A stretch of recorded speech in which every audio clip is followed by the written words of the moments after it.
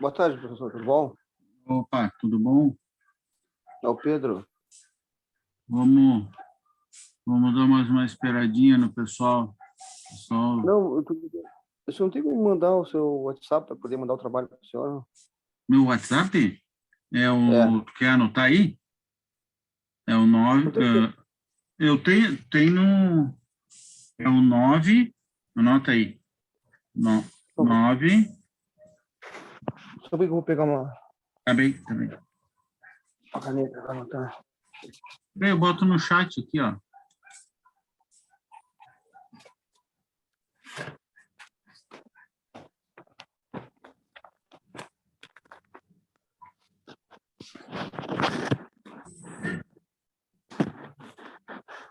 Nove 8138 8138 2600. O prefixo é 53, né? Tá, tudo bem. Obrigado, senhor. Valeu, obrigado.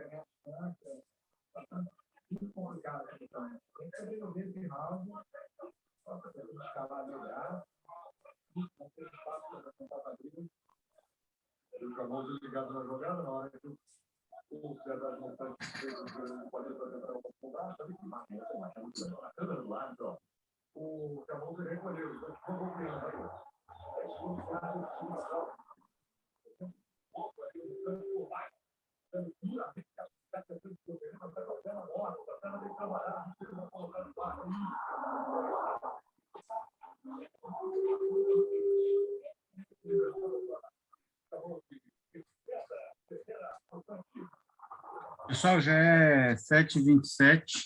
Vamos ver se a gente inicia.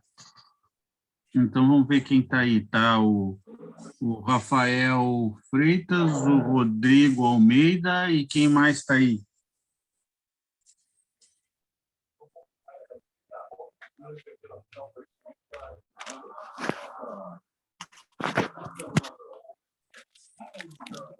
Quem mais? É o Rafael Freitas. O Moto G é o Pedro. O Moto G é quem? Eu, Pedro. Pedro? Pedro. O Moto G é o Pedro. Tá bom, Isso. tá bom. Já. Isso, já vou dar a presença aqui. Então tá, vamos iniciar nós os três aí. Tá? Tá. Vamos iniciar com o que a gente terminou ontem. Né? Ó, hoje a gente vai ver o capítulo 3, tá? Mas ontem a gente viu o final do capítulo 2. Então, deixa eu abrir aqui o capítulo 2.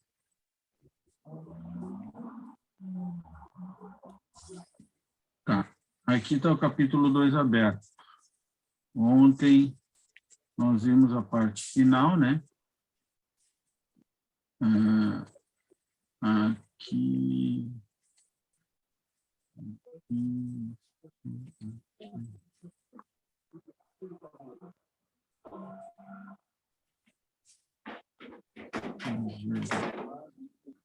Vamos fechar o botãozinho.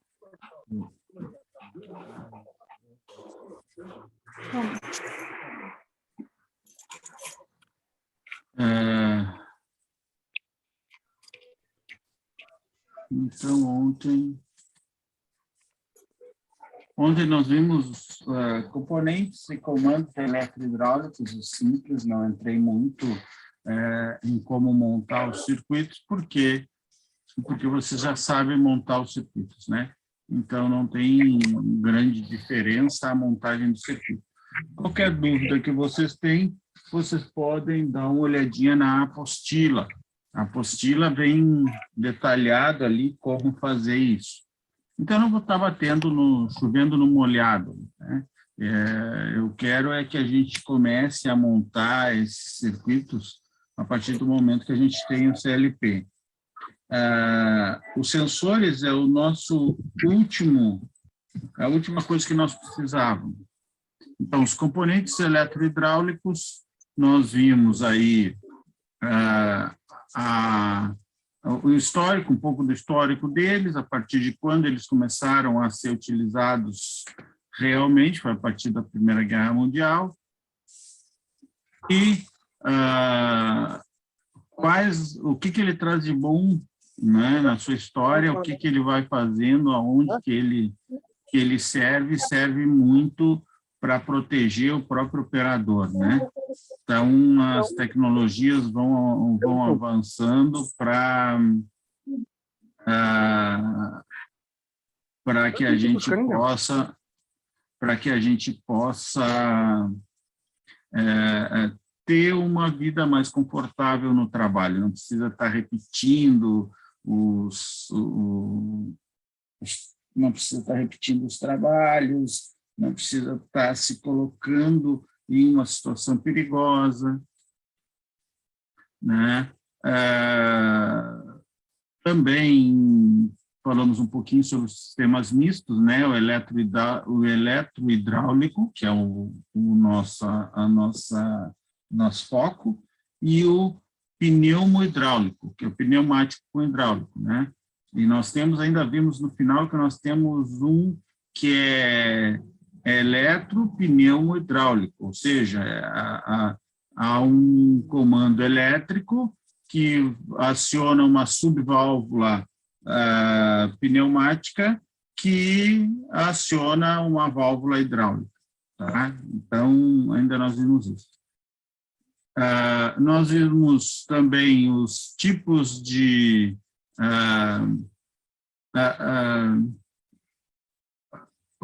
energia que nós trabalhamos, né? Mecânica, elétrica, eletrônica, pneumática, hidráulica. O nosso foco aqui é eletropneumática, a pneumática, a eletropneumática, pneumática, eletropneumática, a hidráulica, eletrohidráulica e a eletrônica fazendo parte também. Então, fica eletrônica, elétrica, pneumática e hidráulica, fazendo, não estudando elas separadas, mas fazendo o ajuntamento, digamos assim, né, fazendo a junção desses quatro tipos de energia. Tá? Da onde vem a palavra hidro, né? Os circuitos aí a gente vai construir eles nos 3 sistemas que você já conhece, tanto para a pneumática quanto para a hidráulica, que são intuitivos, em cascata ou passo a passo. Tem na apostila e vocês já devem ter visto isso também quando estudaram pneumática e hidráulica. Tá? Como funciona um solenoide, né? Vimos também quais as limitações do solenoide, né? Quando nós temos uma válvula muito grande, o solenoide tem a situação de que para uma válvula muito grande eu preciso de uma força muito grande e aí eu vou precisar de um solenoide muito grande. Então, ele acaba tendo essa situação, essa limitação de que eu não posso ter um elemento muito, muito grande. Então, até um determinado limite ele vai. Depois, nós vimos um circuitinho simples hidráulico, né? Que é aqui, eletrohidráulico, circuitinho eletrohidráulico, onde nós temos um pistão acionado por uma válvula. Tá? Aqui, tendo o sistema de comando, né? E aqui tendo o sistema de força, com todos os elementos aí que se necessita para a pneumática. Né? Então, eu vou atuar só na válvula. E parece um circuito muito simples, e é muito simples, né? Por quê? Porque nós estamos trabalhando com uma válvula só. Agora, se nós estivermos trabalhando com várias válvulas, aí esse circuito pode chegar a ser um circuito bem grande. por isso que a gente precisa utilizar o que se tem lá de métodos de fazer circuito, cascata, passo a passo e etc. Aqui, então, um outro circuito um pouquinho diferente, sendo que nós temos uma única válvula hidráulica, né, com acionamento por solenoide, em que nós temos a situação de poder ligar ela com uma válvula e desligar ela com outra válvula. Perdão. Ô, professor, desligar, sim. o senhor está passando os slides? Não, né? Não está o seu slide? Só um pouquinho. Eu já vou. Não, tá só ali capítulo 3, sensores, não tá mudando nada. Ah, não, tá bem, então tá. Então vou aqui e já vou botar isso aqui. Deu agora? Aqui aparecendo o circuito pneumático? Aí. Agora sim. tá. Tá, beleza. Valeu, muito obrigado. Falou. Então, aqui, ó, aqui nós temos um pistão que vai ser acionado por uma válvula e ele pode ser ligado através de uma botoeira e desligado através de outra botoeira. Então, o circuito já fica um circuitinho um pouquinho mais complexo, mas não dá nem para chamar de complexo, né? Isso aqui a gente vê que quando aperta aqui, o que acontece? Aciona essa contatora aqui, bate esse contato, ou seja, bater, que eu digo, ele fecha, né? Fecha esse contato. No momento que fechou esse contato, começou a funcionar a válvula. A válvula vai funcionar e vai fazer com que o cilindro avance. E, fechando esse contato, mesmo que eu tire o dedo daqui, ó, mesmo que eu tire o dedo aqui da chave, ele vai se manter ligado. Por quê? Porque o K1 se mantém ligado através desse ramo aqui, ó, desse braço aqui do circuito, onde eu tenho uma chave normal fechada e esse contato, tá, que é normal aberto, mas como ele está acionado pela contatora, ele vai fechar. Tá? Então, eu vou ter um caminho para a corrente elétrica para acionar essa contatora. Bom, como é que eu faço para desligar? Eu tenho que apertar esta botoeira aqui, que é normal fechada, então aperto ela abre. No momento que ela abre, não tem mais tensão na contatora, então os contatos voltam às suas posições iniciais, que são normal aberto, né? Então, esse aqui que estava fechado vai voltar a abrir, e esse aqui que estava fechado vai voltar a abrir. No momento que eu soltar o botão, mesmo que ele feche aqui, ó, a bobina está sem energia. Por quê? Porque esse contato voltou a abrir. E esse contato abrindo faz com que a válvula também perca energia aqui no solenoide e ela volte ao estado natural, ao estado inicial, através do retorno por mola, como a gente está vendo aqui, que é a situação dela. Tá? Então, basicamente é isso. Né? Isso tem a descrição desse circuito aí, a gente só passou agora para dar uma repassada. Aqui, um quadro comparativo, nós comparamos, tá, algumas variáveis entre hidráulica e pneumática. E aí a gente pode também falar sobre eletrohidráulica e eletropneumática, que vai ser mais ou menos a mesma coisa. Então, a pressão, quando se trata de hidráulica, é maior, a pneumática é menor. A força exercida na hidráulica é maior, na pneumática é menor. A área na hidráulica é menor, na pneumática é maior. Velocidade hidráulica é uma velocidade menor e constante. A pneumática é uma velocidade maior, porém inconstante. Por quê? Porque o ar ele tem no seu caminho, ele pode sofrer com temperatura variando a sua compressibilidade, tá? Coisa que no óleo isso já é menos, já tem menos influência, tá? Assim como se a gente tem uma linha muito longa, pode haver mais inconstância na velocidade. Tá? Características físicas, componentes maiores, mais robustos, né? Claro, trabalha com pressão maior, né? Para aplicar uma força maior na carga, então ele é um pouco mais robusto. E a pneumática, os componentes são um pouco menores. O fluido é o óleo mineral, que ele é praticamente incompressível, né? E o ar comprimido ele é compressível, então tem essa diferença. Quanto ao movimento, o hidráulico é mais preciso e o pneumático é menos preciso, tá?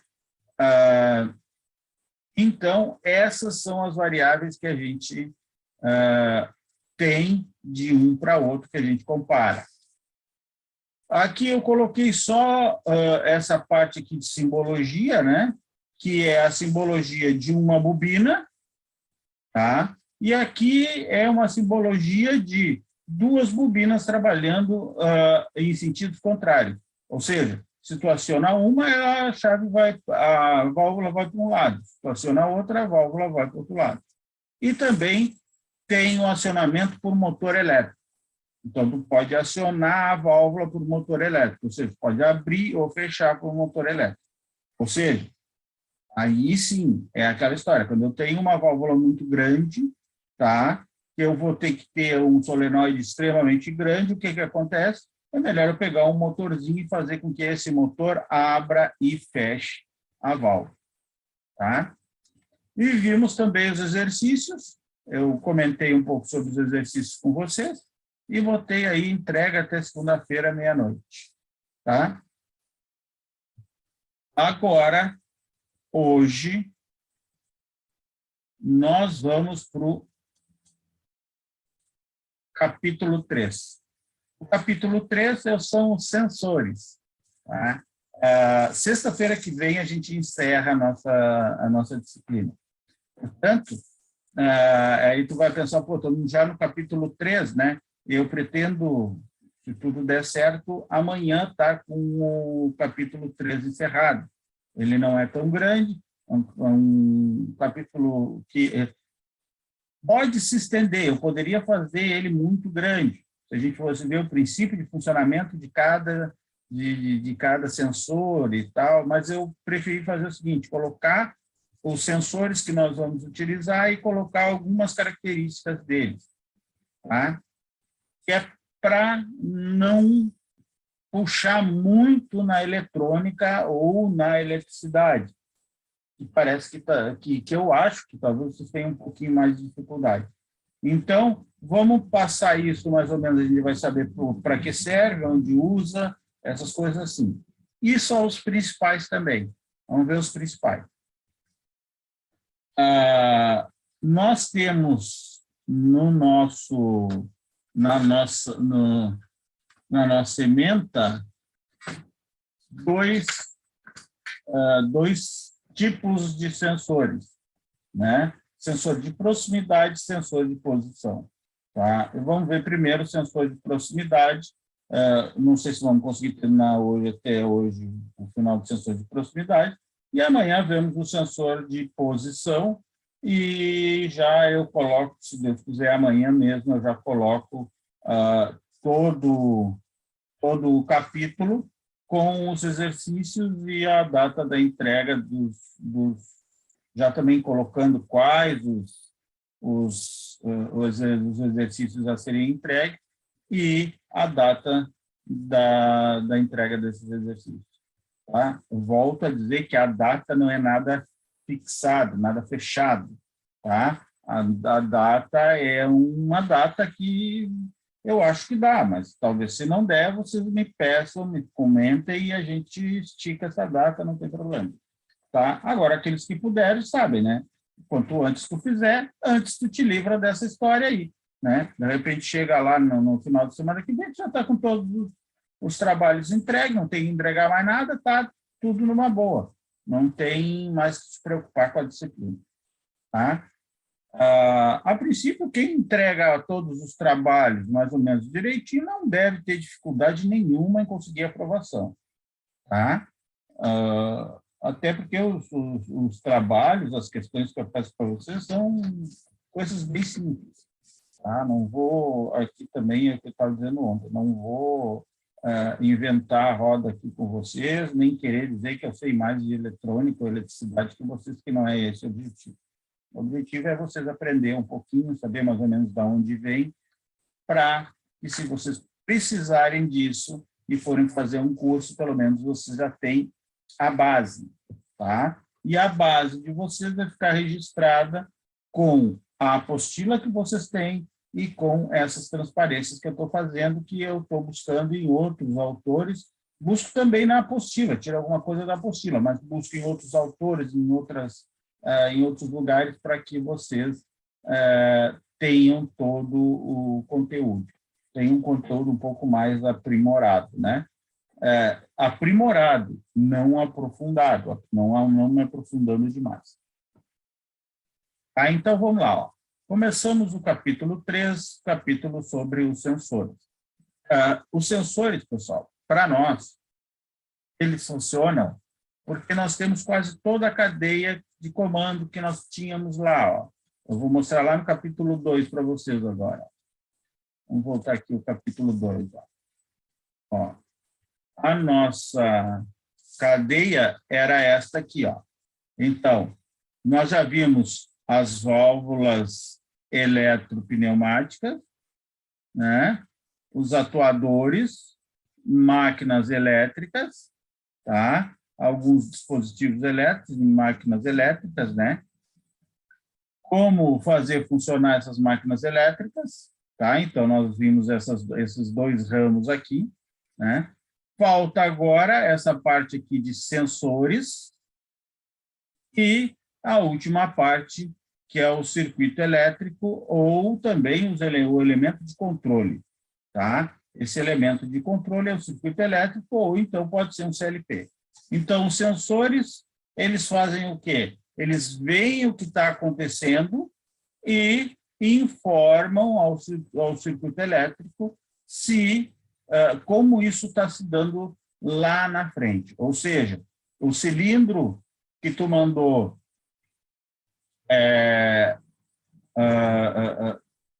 que a haste seja avançada, ele avançou até o ponto que tu queria que ele avançasse, ou ele avançou até um ponto, e aí daí, desse ponto em diante, tu queria que ele avançasse mais rápido. Então, tudo isso, quem vai dizer para nós, quem vai ler é o sensor.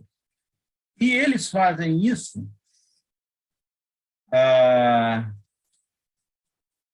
partir, aqui, ó, como se fosse o corpo humano. O corpo humano, nós temos 5 sentidos. Tá? Esses 5 sentidos são os nossos sensores, né?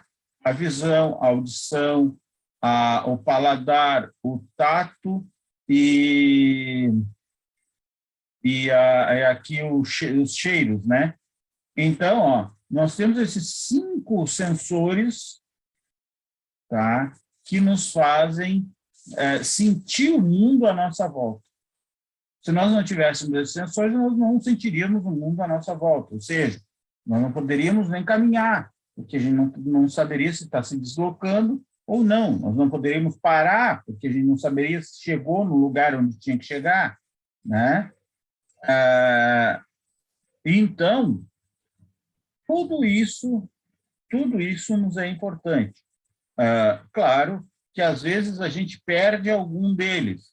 Tá? Tem pessoas que nascem sem a visão, né? Ainda tem 4 outros sentidos. Outras pessoas nascem sem a audição ou perdem a audição ou a visão durante a vida, né? Hoje em dia, com o Covid, o pessoal tem perdido o paladar e o cheiro, né? Não consegue sentir cheiros e não consegue sentir paladar depois que são acometidos pelo Covid, né?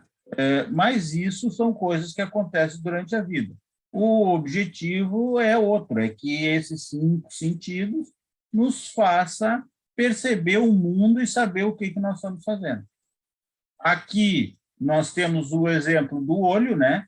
O olho, ele é constituído aqui, eu vou aumentar aqui um pouquinho porque eu não enxergo. Aqui ele é constituído pela córnea, por uma lente, né? E essa parte toda interna do olho aqui, ó, troca isso de um sinal, que é um sinal visual, de luz, né? Ele troca isso por um sinal elétrico. E esse sinal elétrico vai direto para o nosso cérebro, fazendo com que o cérebro dê uma resposta. Então, o cérebro é como se fosse o CLP, vamos dizer assim. Então, tudo que os nossos sentidos sentem, mandam para o cérebro. E o cérebro, então, faz o quê? O cérebro administra isso tudo. Como é que ele administra isso tudo?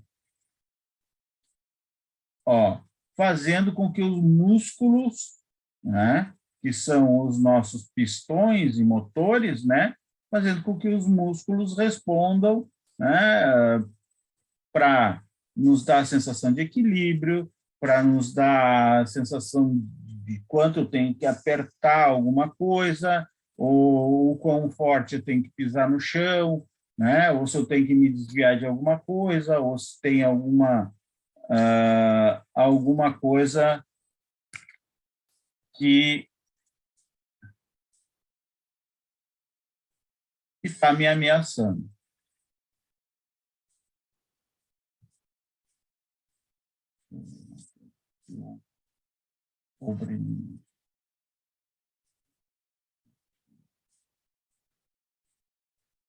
Bom, então, pessoal, ó, introdução. A introdução, se você não olhasse, não ouvisse, não sentisse toque, cheiro, gosto do mundo, como saberia que ele existe?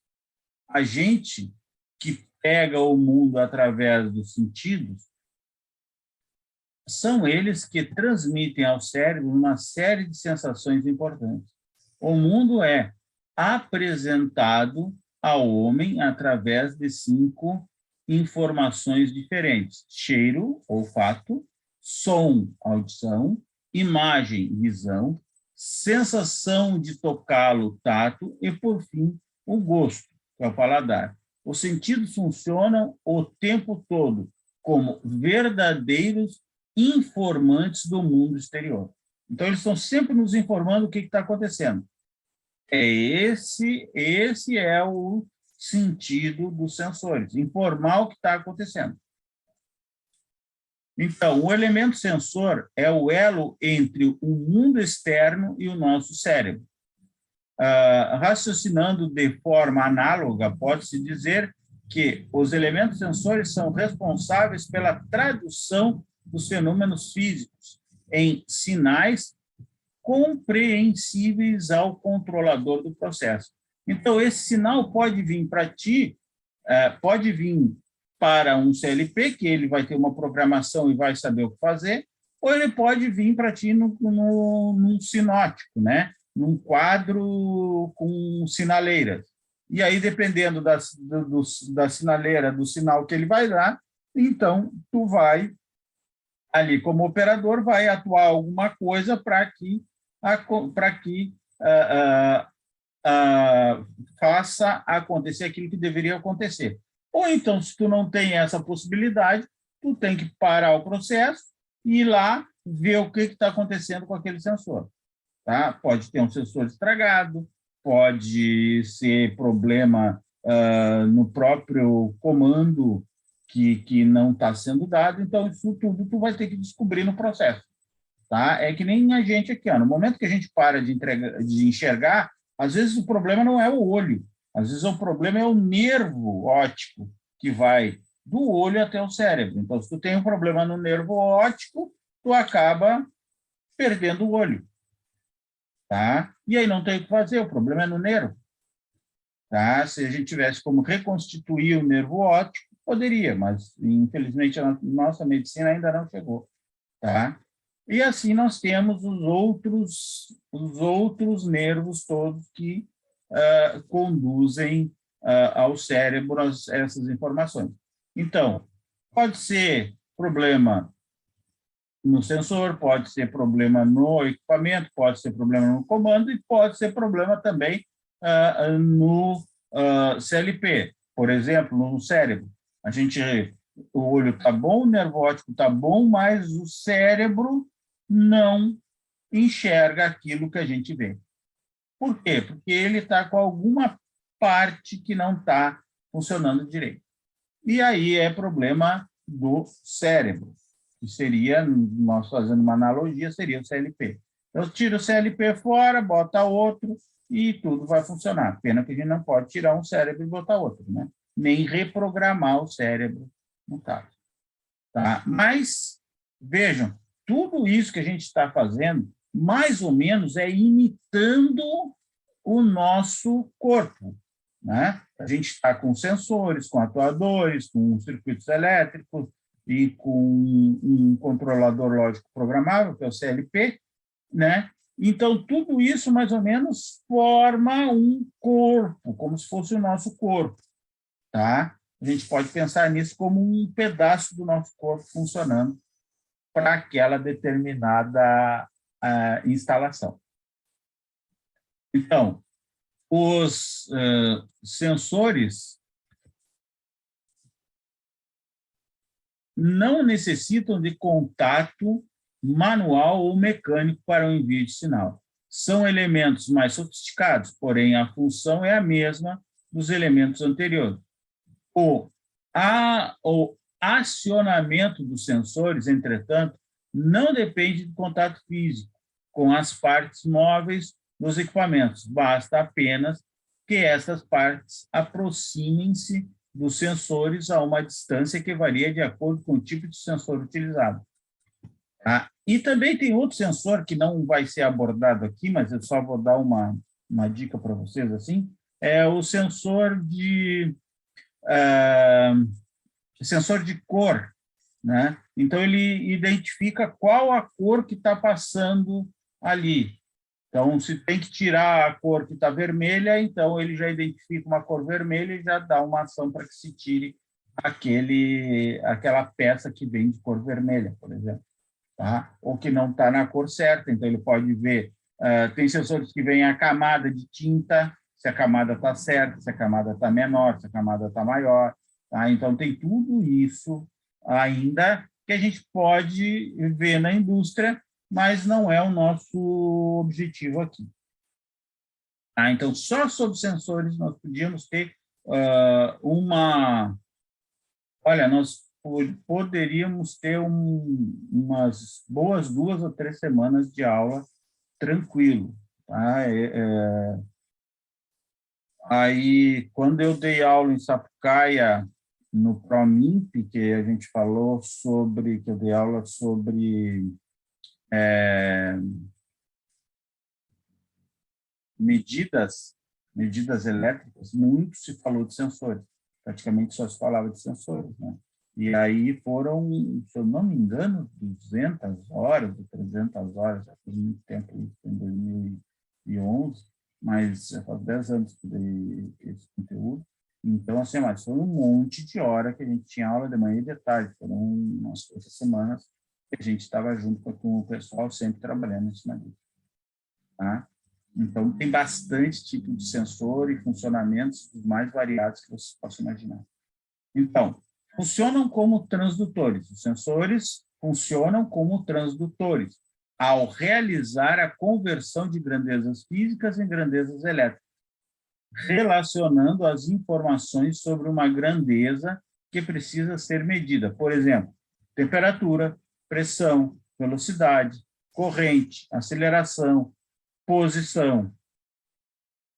Então, de acordo com o tipo de grandeza que eu vou ter que transformar essa grandeza para uma grandeza elétrica, tensão ou corrente, para que eu possa medir. Então, basicamente, é isso que se tem. Então, aqui se tem o quadro que tem na apostila de vocês, esse quadro que tem na apostila. Então, aqui, ó, o valor desejado, ou seja, o valor desejado para a variável de processo. Aí, ó, o controlador faz uma manipulação, solta uma variável manipulada, os atuadores atuam, tá?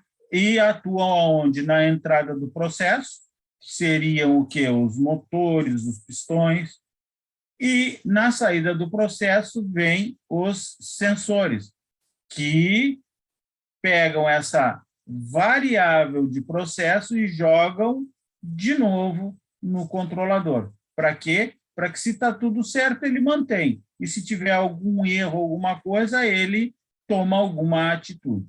Esse controlador aqui pode ser um controlador eletrônico, um CLP, ou pode ser um controlador humano. Tá? Então, tem situações em que as informações que vêm do sensor tem que se tomar uma decisão, e essa decisão tem que ser tomada por uma pessoa. Então, vocês devem ter cabines de controle dentro das empresas, até ter visto cabines de controle dentro das empresas que vocês trabalham.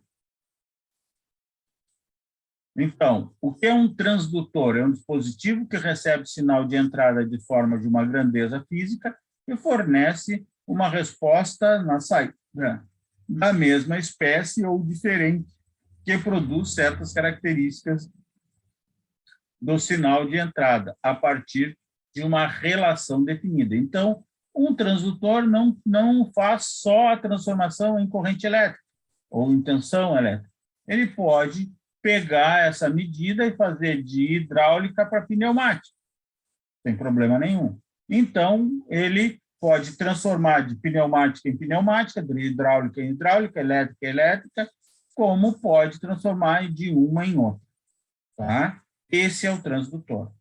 Tá? E essa é a diferença do sensor, porque o sensor é o elemento que sente, que faz, que tem essa sensação. E, associado ao transdutor, ele transforma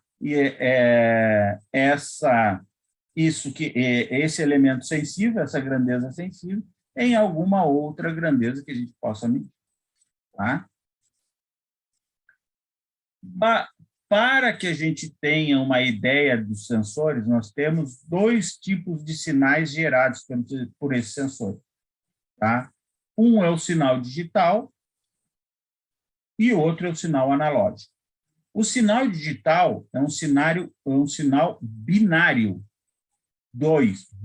Binário significa 2. Só pode assumir 2 valores. Então, esse não tem um terceiro valor, é só 2 valores. Ou seja, são valores associados a estados que podem indicar, por exemplo, uma pressão está acima ou abaixo da determinada referência, valor 0 é geralmente utilizado para identificar os estados como falso, aberto, desligado, abaixo da referência, enquanto que o valor 1 pode indicar estados como verdadeiro, fechado, ligado, acima da referência.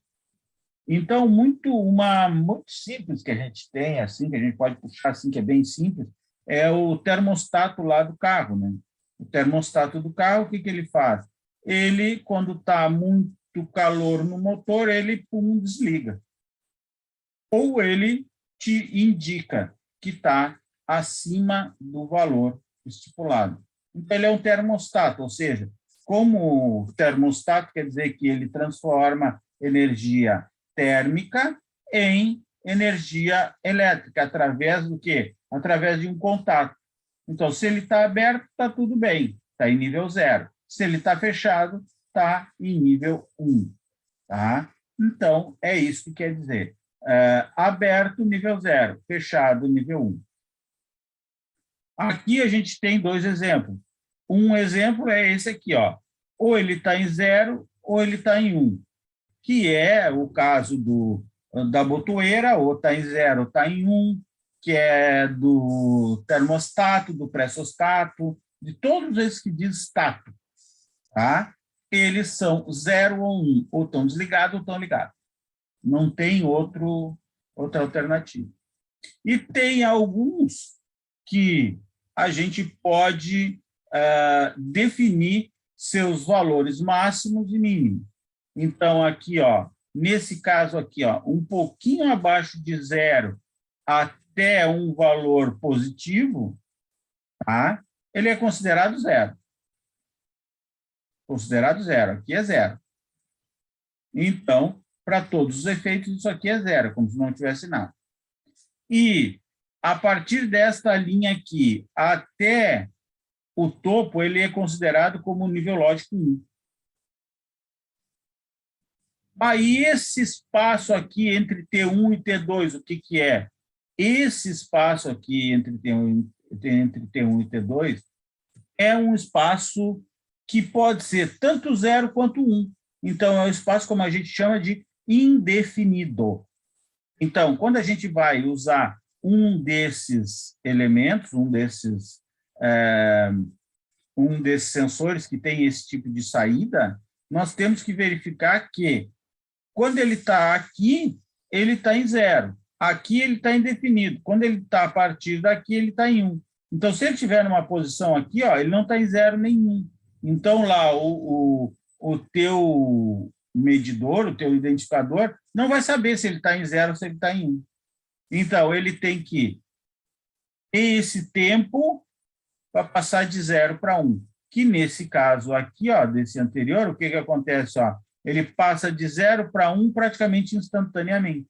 Só que isto nunca acontece, instantaneamente nunca acontece. Sempre tem aqui, ó, uma rampa que passa do 0 para o 1 e do 1 para o 0, tá? É essa rampa aqui, ó. Então, nós temos que definir que esse tempo aqui seja o menor possível. Para quê? Para que eu saia do nível 0 e chegue ao nível 1 e não tenha perigo de parar entre esses dois aqui, tá? Então, isso aí nós temos que ajustar no nosso, ou no nosso programa, ou no nosso sensor, alguns têm ajustes, e aí nós vamos ter que ver essa situação. Então, ó, aqui é figura, né? Eu esqueci de escrever. Figura. Na figura acima, o gráfico da esquerda indica a sinalização digital binária, mudando de 0 para 1, de acordo com a mudança da variável de pressão, no caso, né? Ou variável de pressão visualizada. Pode ser aqui pressão, pode ser qualquer outra variável, né? Ou no gráfico da direita. Então, o que que acontece, ó? Ele nota, ó, que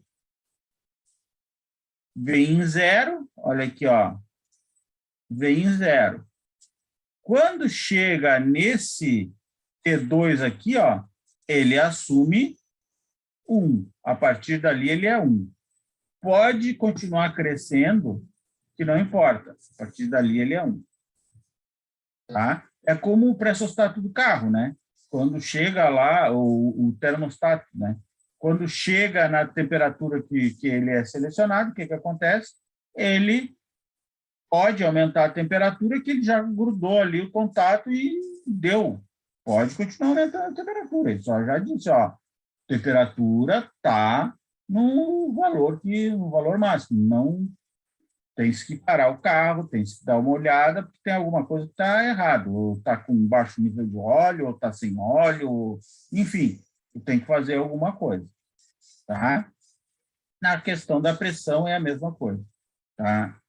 Ó, só que, para ele passar desse ponto para esse ponto, leva um determinado tempo. Tá? Por quê? Porque a grandeza que ele está medindo, ó, não é uma grandeza que tem só 2 posições. Tá? Agora, tu pode ter grandeza de só 2 posições. Por exemplo, tu quer ver se o teu pistão chegou ao limite. Então, tu bota lá uma chave fim de curso, né? Então, quando ele bate na chave fim de curso, fecha o contato, ó, chegou. Tá? Se o contato está aberto, ó, não chegou. Chegou, não chegou. Então, tu tem essa situação que pode ser, pode ter esse gráfico aqui, e não necessariamente esse aqui. Nem todos os sensores têm esse gráfico aqui. Alguns podem ter só esse gráfico. Então, ó, no tempo T1, a pressão encontra-se em um valor onde o nível binário correspondente é o zero. Ao alcançar o tempo T2, percebe-se que a pressão atingiu uma amplitude que faz com que o sensor seja comutado do valor 0 para o valor 1, detectando assim um aumento da pressão. A zona entre os níveis de acionamento lógico 0 e 1 serve para absorver pequenas flutuações na pressão, evitando que o sensor seja comutado por variações não significativas. Estes estados são traduzidos em sinais elétricos para que os sensores possam ser ligados à entrada dos dispositivos industriais. Aqui, no caso, os CLPs, né?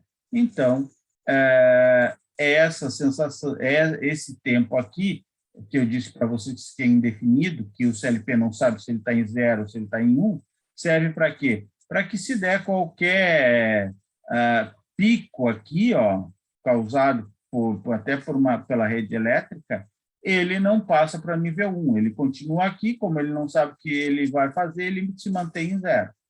Tá? Então, ele não aciona o contato, só vai acionar o contato quando chegar aqui. Tá? Então, está tudo bem. E os sinais analógicos? Pessoal, a grande maioria dos sinais, né, das grandezas que tu vai analisar é analógica. Por quê? Porque o mundo é analógico. Só que tem um problema. O CLP e os circuitos eletrônicos são digitais. Então, sempre tu vai ter que estar fazendo essa conversão analógico para digital. Sempre. Tá? A não ser que tu tenha as chaves de curso, que tu tenha só um contato, uma botoeira, uma coisa, aí sim, é ligado ou desligado. Agora, se tu for ver pressão, temperatura, e tantas outras aí que vocês podem medir, vocês vão ver que elas são analógicas. E aí, nível também é analógico. Então, ó, um sinal analógico é um sinal contínuo, que representa a evolução de uma grandeza, de uma variável que apresenta finitos valores, mesmo que estes valores estejam em uma faixa determinada. Vamos nos imaginar medindo o nível de um reservatório, que esse nível pode variar de 0 a 10 metros. Tá? Dentro desse reservatório, 0 a 10 metros de altura, ele vai variar. Há infinitos valores de nível nesta faixa. É um sinal analógico, por ser contínuo.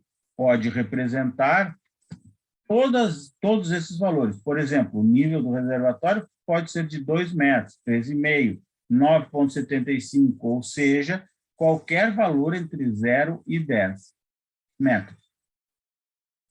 Transmissores de nível, como os ultrassônicos, por exemplo, que é um transmissor de nível, né?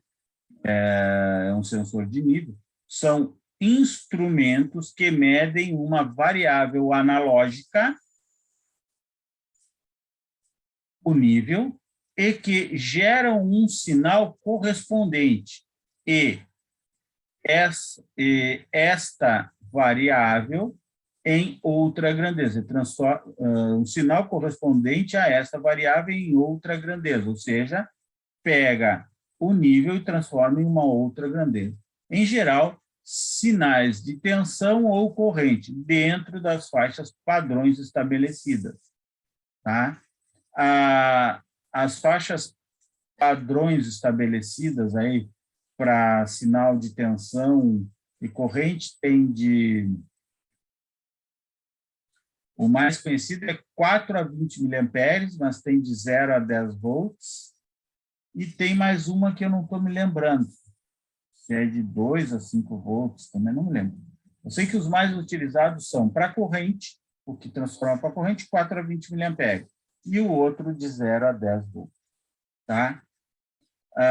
Que possa ser interpretada por equipamentos de automação industrial, CLPs, por exemplo. A figura abaixo mostra o gráfico da variação do sinal de nível ao longo do tempo. Então tá aqui, olha aqui, ó. O nível, o que acontece? Ele vai aumentando, aumentando, chega no máximo, aí depois ele diminui, e assim ele continua a variar. Tá? Então, alguns exemplos, padrões gerados por transmissões utilizados no meio industrial são de 1 a 5 volts, tá? Ou ainda sinais de corrente com 4 a 20, mas tem também de 0 a 10 volts. Tá? De 1 a 5, de 0 a 10, de 4 a 20. Mas vocês podem considerar de 1 a 5 volts e 4 a 20. Tá? Isso quem determina não sou eu, não é o fabricante. O fabricante é que determina como vai fazer em função do que a entrada do CLP pede. Nós temos entradas de CLP digitais e entradas analógicas. Temos saídas digitais e saídas analógicas. Tá? Então, tem essa situação. Normalmente, os CLPs vêm com entradas digitais e saídas digitais. Normalmente. Tá? Bom, mas eu vou precisar de saídas analógicas. Então, eu compro um bloco de saídas analógicas e coloco junto ao CLP. Eu vou precisar de entradas analógicas também. Então, eu compro um bloco e faço isso. Tá? Em alguns CLPs, tu tens uma ou duas entradas que tu pode configurar elas tanto para a entrada analógica como para a entrada digital. Tá? Alguns CLPs te permitem essa facilidade. Tu configura a tua entrada através do programa.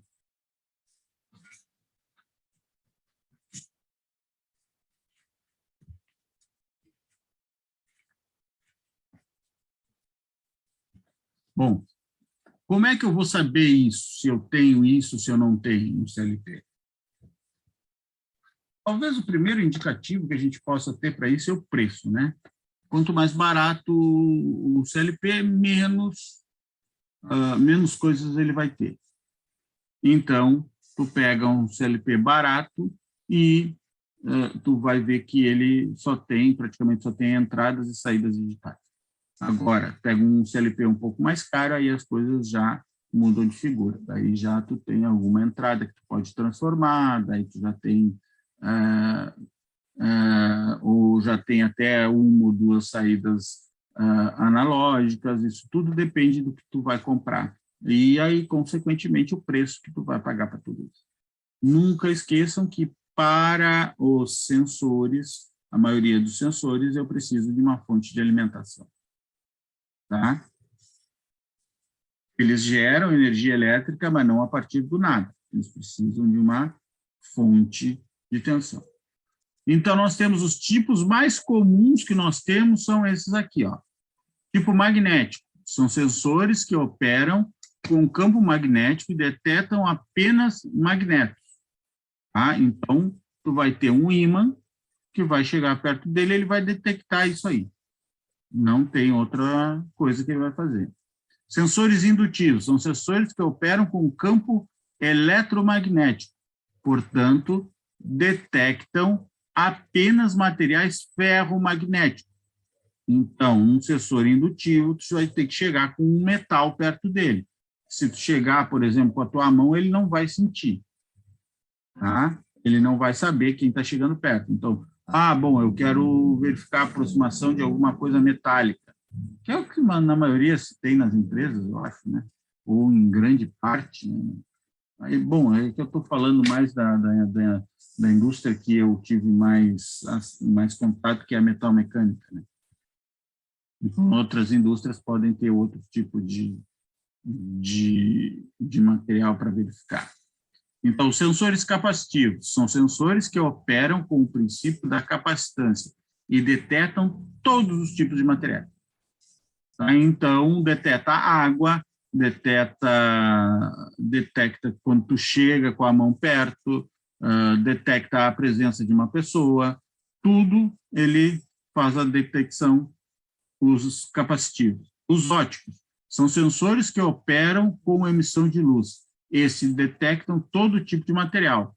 Tá? Então, o ótico, todo tipo de material. Aí, dentro dos óticos, existe uma divisão, né? Tem os óticos reflexivos, tá? Ou seja, em que tu tem os dois sensores, o emissor e o receptor, no mesmo sinal, e ele vai e bate numa superfície reflexiva do outro lado, tá? E o que passar ali no meio, quando cortar isso, ele vai detectar, ó, passou, cortou. Tá? Ou então, quando se aproxima essa superfície reflexiva. Tá? Ou então, tu tem o emissor de um lado e o receptor do outro lado. Tá? Aí também é a mesma coisa. Ou quando se aproxima o receptor, ou então quando algo corta. Tem alguns tipos de máquinas que eles têm um sensor de cortina, que eles chamam, né? Que são vários sensores ópticos, um abaixo assim do outro, formando como se fosse uma cortina, tá? Que é para sentir, para ter a sensação de que alguém está cortando aquilo ali. Então, pode ser uma pessoa mais baixa, uma pessoa mais alta, pode ser, não importa. Passou ali, ele corta. Eu vi alguns sensores de cortina em máquinas de extrusoras de plástico, né? Tem pessoal que acabava botando isso, que é para quando a máquina estivesse funcionando, além da porta fechada, né?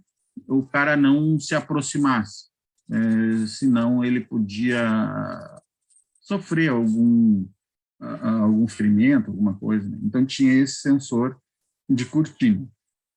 E aí, então, tu não precisa praticamente tá ajustando o sensor mais alto, mais baixo, não.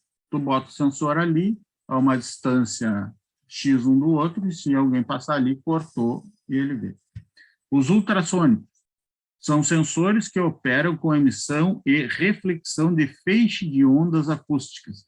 Nesse tipo de sensor, a saída comuta quando o feixe é refletido ou interrompido pelo material a ser detectado. Os ultrassônicos, às vezes, são aqueles sensores de presença que a gente tem lá, né? Então, a gente tem um sensor de presença que ele sabe que tem alguém ali. Por quê? Ele funciona dessa maneira, de maneira ultrassônica. Sensores pneumáticos são sensores que se baseiam no desequilíbrio de pressão em uma determinada conexão ou uma determinada conexão do sensor. A saída comuta quando um jato de ar através do mesmo é alterado pela presença de um objeto. Então, é um sensor pneumático. Bom, aqui tem as características dos sensores, mas são características muito genéricas.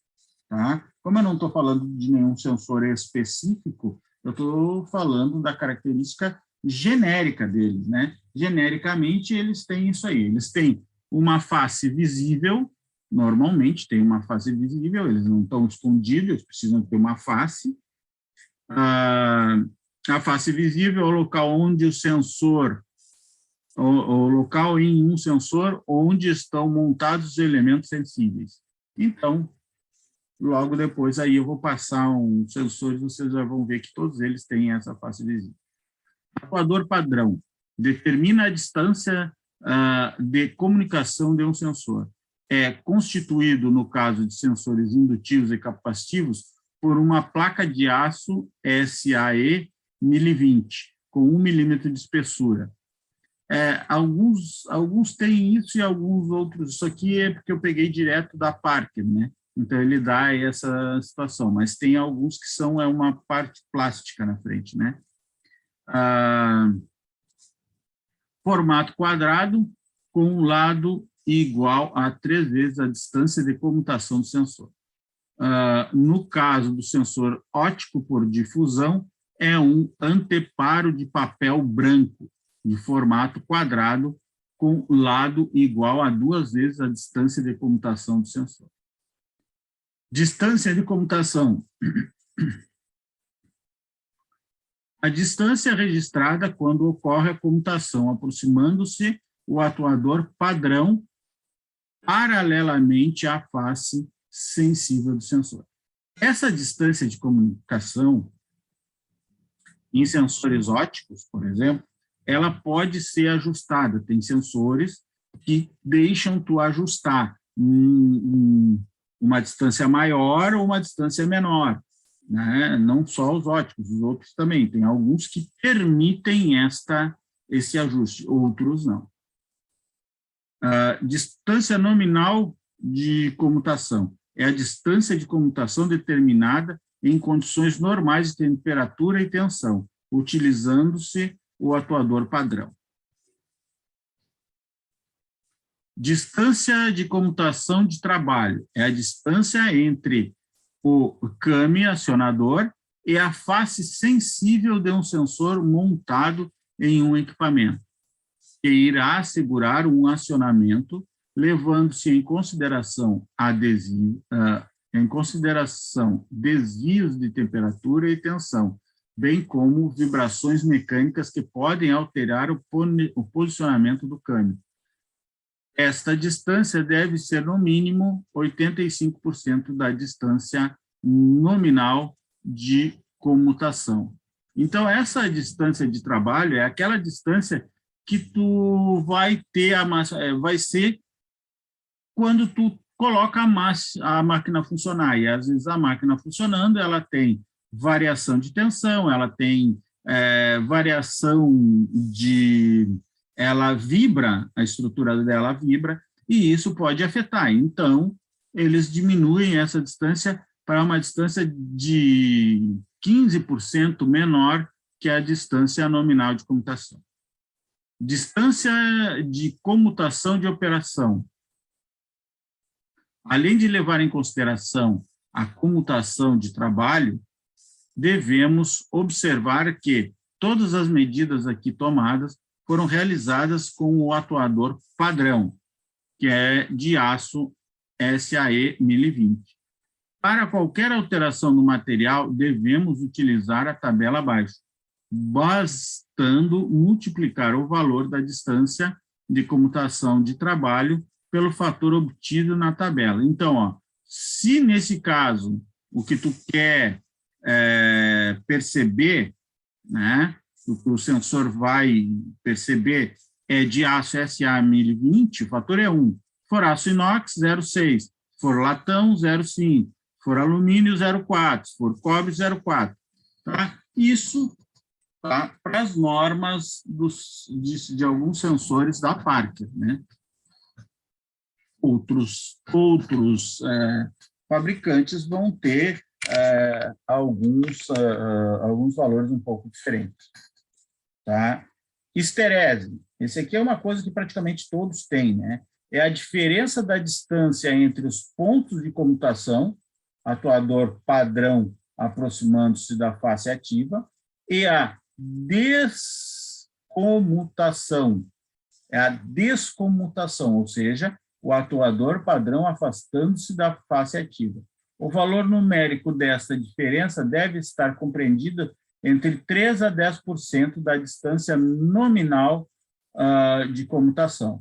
Então, essa é a chamada distância de esterese, né? Essa é a chamada esterese, ou seja, é aquele ponto em que não adianta tu andar mais tu chegar mais perto que ele já acionou o sensor, ele já acionou. E que não adianta tu afastar mais, que ele já perdeu, já não enxerga mais o elemento a ser sentido, né? Então, chegou naquele limite, depois daquilo ali, parou. É como o olho, né? Quando tu enxerga alguém, né? Depois que tu enxergou a pessoa vindo, não importa se ela está a 10 metros de ti, a 5 metros, a 3 metros, a 2 metros, tu já viu que ela está ali. Tá? E ela indo embora, depois que ela dobrou a esquina, não importa se ela está a 1 passo da esquina ou se ela está a quilômetros da esquina que ela dobrou, tu já não enxerga mais ela. E deu. Tá? É mais ou menos essa é a histerésia, chamada histerésia.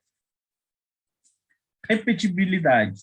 Repetibilidade é o percentual do desvio da distância de comutação entre 2 acionamentos consecutivos. Então, o que tu faz? Todos são para acionar, por exemplo, a uma distância de 30 centímetros. Mas se tu fizer 2, 3, 4, 5, 6, às vezes um vai dar 29, outro vai dar 31, outro vai dar 29,5. Então, ele tem que ter essa repetibilidade, ou seja, tu tem que acionar 2, 3, 4, 5, 6, 7, 8, 9, 10, 20, 100 vezes, e ele tem que estar sempre a 30 centímetros. Se ele estiver acionando, às vezes, com 28, às vezes com 35, e tal, aí tu não tem repetibilidade. Se tu não tiver repetibilidade, o que adianta tu ter esse sensor? Tu não sabe exatamente a que distância ele está, no caso, se tu estiver medindo a distância. Tá? A frequência de comutação é o número máximo de acionamentos por segundo que um sensor pode responder, sem alterações ou falhas de pulso. Ou seja, é o tempo de vida útil que ele tem, né? Ou seja, ele é para 10.000 comutações. Se ele chegar às 10.000 comutações, ele já vai começar a dar problema, né? Então, essa é a situação. Então, se eu começar a fazer muitas vezes num segundo, né, ele me diz o máximo de vezes que eu posso acionar esse sensor em 1 segundo. Às vezes são centenas de vezes, às vezes são dezenas, às vezes são milhares, tudo depende do sensor que tu está verificando. Tá? Por quê? Porque alguns sensores funcionam com um relézinho na saída. Então, a batida desse relé, se for muitas por segundo, ele não chega nem a abrir, ele fica grudado ali. Então, ele não tem essa... a gente tem que respeitar esse tempo maior de comutação. Tá? Zona livre é a região ao redor do comutador que deve ficar livre de materiais que possam prejudicar o seu funcionamento. Por exemplo, um sensor óptico. O sensor óptico, tu tem que ter cuidado para não ter uma lâmpada perto. Tem uma lâmpada perto, o que vai acontecer? Aquela iluminação da lâmpada vai alterar ele. Tá? Então, isso tudo tu tem que levar em consideração, por exemplo, se for um sensor óptico. Se for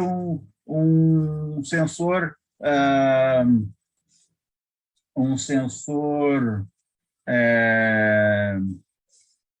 magnético, tu não pode ter nada eletromagnético na volta, né? Então, tu tem um sensor magnético, tem um motor logo do lado. Aí, o motor, ele gera um campo magnético, um campo eletromagnético, que vai atuar nesse sensor aí e não vai te dar precisão. Então, tu precisa ter uma zona livre, que é a zona que, se tu botar alguma coisa dentro desse espaço, ele vai atuar no sensor. Restrições para embutir em suportes metálicos. Então, tu tem uma restrição aqui, ó. Esse aqui é um sensor óptico, por exemplo. Tá? Ele está embutido aqui, ó. Tá? Então, o que ele faz? Se ele tiver embutido aqui direto, ele vai sofrer a influência dessa peça metálica que está na volta dele e não só da peça que ele tem que medir. Então, o que eu tenho que fazer aqui? Ó? Eu tenho que fazer uma zona livre ao redor dele para deixar ele aqui, ó, um pouquinho para fora, para que essa parte aqui não faça, não interfira na medição dele. Aqui, sensores indutivos com face sensível, faceada ou saliente. Tá? A faceada é essa aqui, ó. Então, olha aqui, ó.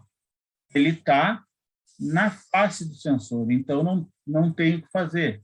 Olha aqui, ó. São sensores que possuem bobina blindada lateralmente pelo corpo do sensor, não produzindo campo magnético, no sensor, no caso, um sensor magnético, né? Lateral, podendo ser embutido em blocos metálicos sem qualquer problema. Então, ó, porque ele vai dar só para frente. Agora, se eu colocar ele num bloco de metal já mais para trás do furo, aí vai dar esse problema aqui, ó. Se eu colocar ele aqui dentro, vai dar problema. Nesse caso, eu posso botar ele parelho com a peça que eu estou colocando ele. O outro caso é o saliente, ou seja, ele tem uma saliência aqui para fora. Então, aqui não tem problema nenhum na volta. Então, eu tenho que colocar a peça onde eu vou colocar ele, ó, no máximo nesse nível aqui, ó, que fique essa parte aqui para fora. Tá? Então, é um artifício para um sensor, que tenha, aqui faltou aqui, que tenha sua distância de comutação SN ampliada, ou seja, acima dos padrões adotados para aquele tamanho de sensor. Neste caso, a bobina não está blindada e o campo magnético, por ela produzido, é dispersado, aqui, vamos ver, dispersado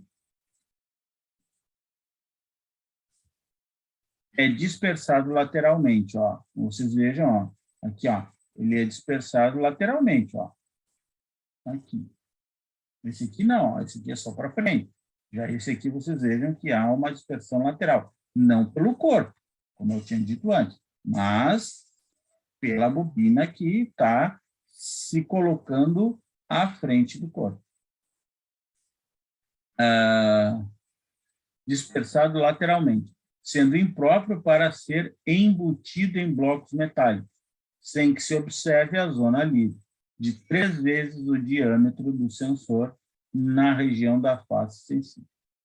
Tá? Então, essa é uma característica que vocês podem encontrar não só em sensores indutivos, como sensores ópticos também. O sensor óptico também pode ter esse problema. O cabo, nesse caso aqui, eu estou pegando as recomendações da Parker, né? Então, o cabo. Todos os sensores têm saída com cabo com 2 metros. Pode ser que, se tu não pegar os da Parker, tu pegar de outro fabricante, tenha cabos com mais extensão, mais que 2 metros ou menos que 2 metros. Tá? De comprimento. Uma coisa, nunca acrescentem isso aqui sem ver antes no manual, se é possível. E se ele é para 2 metros, vocês lembram da outra disciplina que o fio tem resistência. Então, se ele vem com um sinal muito baixo e tu aumenta, ele é para 2 metros, tu aumenta para 3 metros, faz uma emenda e aumenta para 3 metros, esse metro a mais de fio vai interferir no valor da grandeza que ele entrega, seja corrente ou seja tensão. Tá? Então, é importante ter isso em mente. Ó, temos ainda a opção com conector, que também pode ser selecionada no comprimento desejado. Bom, aí aqui ele está dizendo que ele pode selecionar no comprimento desejado. Então, as pinagens do conector para conector com rosca MB, tá aqui, ó, 3. Para conector com rosca M12. M3 não, rosca M8, desculpa. M12. Então, são 4 furos com um guia. Então, ele tem um guia. Esse aqui não tem guia nenhum, porque não tem o que fazer, né? Não tem como inverter esses furos aqui. Mas, nesse caso aqui, tem como inverter, então tem um guia. Esse guia é para que não tenha possibilidade de se inverter a numeração aqui. Podem ter também proteção contra curto-circuito, todos os sensores com configuração eletrônica pela corrente contínua possuem em seu circuito de proteção contra curto-circuito. Sensores com configurações eletrônicas para corrente alternada não possuem proteção contra curto-circuito. Isto na Parker. Se for num outro fabricante, pode ser que tenha também. Tá? Então, tudo depende do manual. Lembrando a vocês também, olha, o conhecimento do manual, a leitura do manual, a leitura é fundamental. Tá? Ou então, se tu não tem o manual, tu usa como que ele estava sendo usado. Tu pode usar como ele era usado, nas mesmas condições que ele era usado. Não faz alteração nenhuma, senão pode dar problema. Temperatura de trabalho. Nesse caso aqui, de menos 10 a 70 graus Celsius. Tá? É o que normalmente trabalha. Tem alguns que vão de menos 40 a mais 100 e pouco. Tudo depende de onde ele vai trabalhar. Se ele vai trabalhar num ambiente um pouco mais quente, ele tem que, então, trabalhar, tem que suportar tensões, tem que suportar temperaturas maiores. Ou se ele vai trabalhar num ambiente frio, aí, então, ele tem que suportar temperaturas mais baixas do que 10 graus. Tá? Então, tudo depende de onde ele vai trabalhar. Tá certo, pessoal? Isso aí é importante você ver. Por quê? Porque caso a temperatura não esteja aqui, ó, nesse caso desse sensor, de menos 10 a 70, se tiver 90, ele já não vai funcionar perfeitamente, já vai começar a dar erro.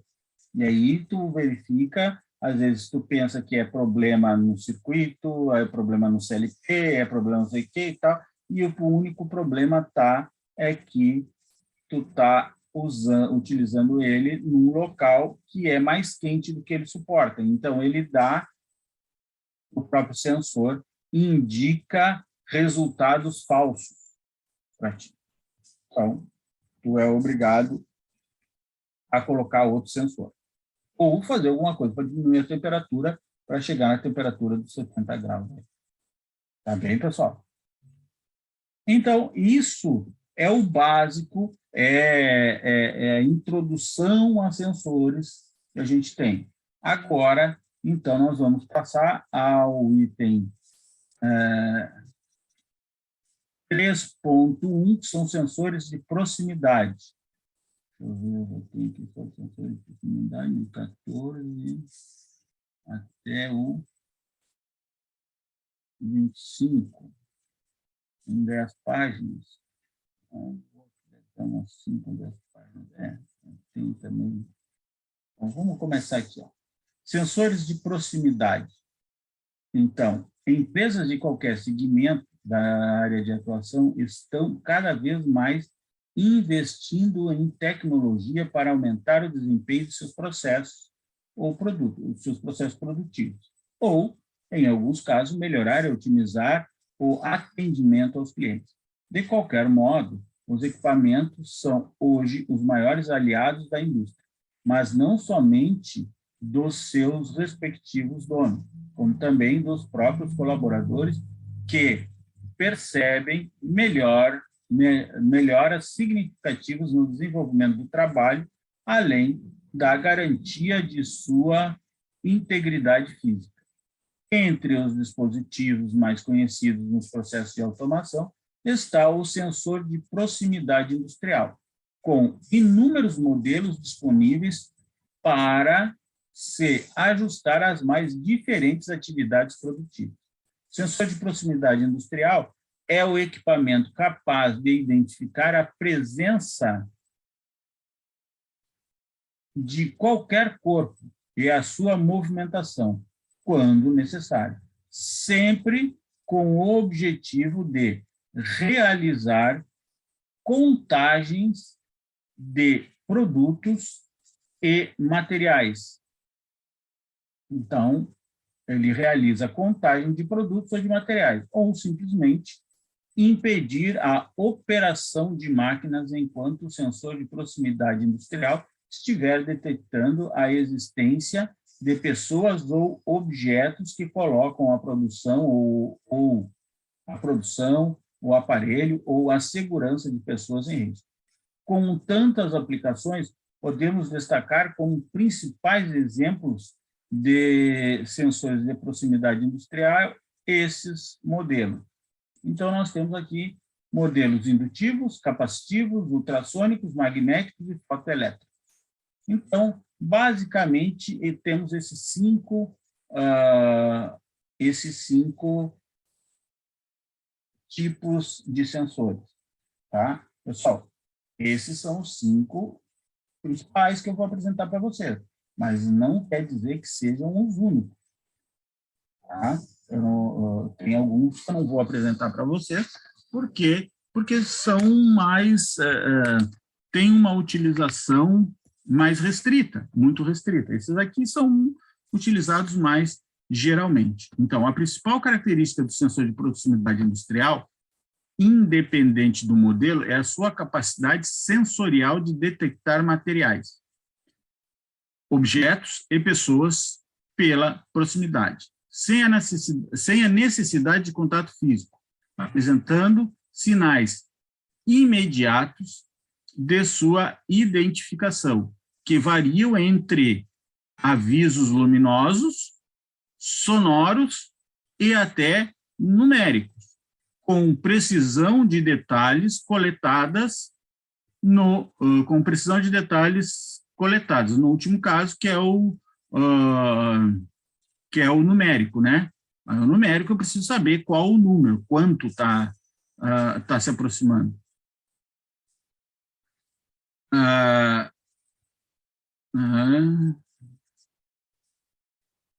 O sensor de proximidade industrial é considerado indispensável para grande parte da cadeia produtiva de indústrias e está presente em empresas do setor alimentício, farmacêutico, eletroeletrônico, automobilístico, cosmético e petroquímico, além de outras eu colocaria aqui.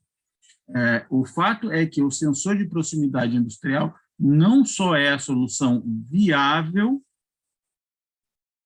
que aumenta a produtividade e a qualidade das empresas, como também é um excelente recurso de segurança para os trabalhadores. Tá? Então, aquilo que eu comentei com vocês, a cortina, o sensor de cortina, é um sensor de proximidade, e ele é um sensor óptico. Tá? Um sensor óptico, um sensor fotoelétrico, né? Então, sensor fotoelétrico, ou seja, quando tu passou aquela cortina, pronto, parou tudo, e a máquina para e tu não vai ter problema de te machucar com aquilo ali. Tá? Então, sensores de proximidades indutivos. Vou fazer com vocês aqui, ó, só esse sensor indutivo e depois os outros nós vamos ver amanhã. São os que geram maior volume de vendas, ou seja, os mais comuns são esses indutivos. Tá? Aqui vou botar um S maiúsculo aqui. Sensores de proximidade são os que geram maior volume de vendas, possuem um circuito oscilador que produz um campo eletromagnético. Qualquer objeto metálico que se aproxime deste campo eletromagnético é detectado, pois suas superfícies são induzidas pequenas correntes, o que leva à diminuição da amplitude de oscilação. que será detectada pelo sensor. Principais características do sensor indutivo. Uso limitado à detecção de objetos metálicos. Então, esse aqui, tu pode chegar perto que não tem problema, ele não vai sentir nada, é só objeto metálico. Alcance relativamente curto, até 80 milímetros, dependendo da natureza da liga, né? Baixo custo, custa metade do preço do detector fotoelétrico. Robusto e resistente, condições ambientais severas, insensível a choques mecânicos, vibrações e poeira. Frequência de comutação relativamente elevada, vários quilohertz, ou seja, milhares de vezes por segundo, né? O que permite controlar a passagem de objetos de alta velocidade, mesmo em rotação. Não possui partes móveis sujeitas a desgaste mecânico. Isso é uma das coisas que os sensores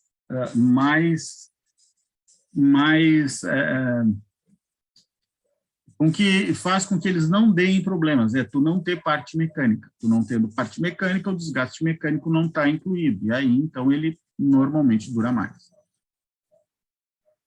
Para que aplicações? Encontramos sensores indutivos em máquinas, ferramentas, em máquinas para a indústria têxtil, na indústria de automóveis, em linha de montagem, etc. São usados para detecção de objetos metálicos em ambientes agressivos e quando é necessário controlar objetos de passagem rapidamente. Ponto. Esse é uma das figuras dele. Tem alguns que são assim. Parece um pedaço de ferro, aqui com uma rosca e aqui para ligar os terminais. Tá? Tem outros que são um pouco diferentes. Tá? Não parecem esse peso de balança antiga, né? São um pouco mais... Tem a rosca no corpo aqui, ó. São rosqueados em todo o corpo, e não tem esse rebaixo aqui para ligar o cabo, né? Ele sai o cabo dele direto daqui. Então, essas são as duas básicas dele, né? Deixa eu ver pode parecer. Esse aqui, ó. Ele pode parecer com esse aqui também, ó. Só que em um corpo metálico, tá? Ou seja, o cabo sai dali direto e tu tem aqui a parte sensitiva, né? A parte do sensor. Só que aqui, esse aqui, que é um outro que nós vamos ver amanhã, ele é plástico, e aquele não, aquele vai ser metálico todo ele. Tá? Então, aliás, nesse formato aqui, é que é a grande maioria. Bom, pessoal, eu vou dar uma verificada aqui no pessoal que está aí, mas eu já marquei aí, né? Então, eu provavelmente já vou saber quem está aí. Então, só os que eu não chamar é que eu tenho certeza que estão aí, tá certo? Então, o André Farias está aí? Não, né? O Douglas está aí? Não. O Felipe está aí? Felipe Oliveira? Felipe não. O Igor? Não. O Ismael? Não. O Luciano? Não. Aí o Pedro tá. O Rafael Velho? Não tá. Aí eu já sei que os outros três estão, que é o Rafael, o Rodrigo e o Rogério. E aí o Rogério Vieira está aí? Não. O Charles está aí? Não. E o Vitor está aí? Não. O Vitor não está. Então tá bem, pessoal. Então por hoje terminamos. Amanhã continuamos aí o nosso estudo de sensores e devemos terminar por amanhã, tá? Amanhã a gente deve terminar e depois vamos para a CLP e para a programação. Então, pessoal, muito obrigado por estarem comigo aí e uma boa noite para vocês, bom trabalho, até amanhã. Até amanhã. Boa noite, até amanhã. Boa noite, até amanhã. Boa noite.